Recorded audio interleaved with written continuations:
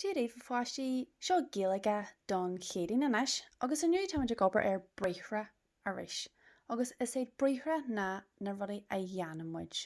So tá couple of samplaí suas an seo agin, an cé ceann an seo go dtí tá an cearní sin ag deanú.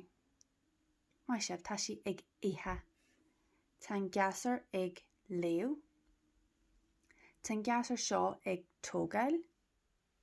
Tá an ceilín seo ag mai sibh ag éisteacht, tá sí ag geimhre, tá siad ag ceint, tá siad ag sugrú, tá sé ag arc, tá sé ag cínú agus tá sí ina colú.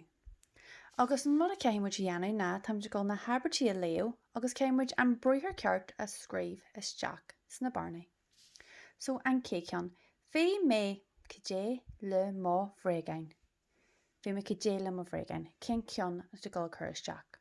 An scríomh tú bhí mé ag geimhre le má bhréagain. Má céalar béile sin? Ever dó, bíam cé nuair atá brún orm. Bíam ag léamh nuair atá brún orm. Má sin ceart? Bíam ag cínú nuair atá brún orm beidir. Cén ceann ó bhaile scríomh isteach. Ever trí, ar scoil bíon muid cé leis an muintir. A míon muid ag tógáil leis an muintir. A míon muid ag éisteacht leis an muintir. Cé. Ever cethair, bíon muid cé lón ar scoil. So bíon muid lón ar scoil.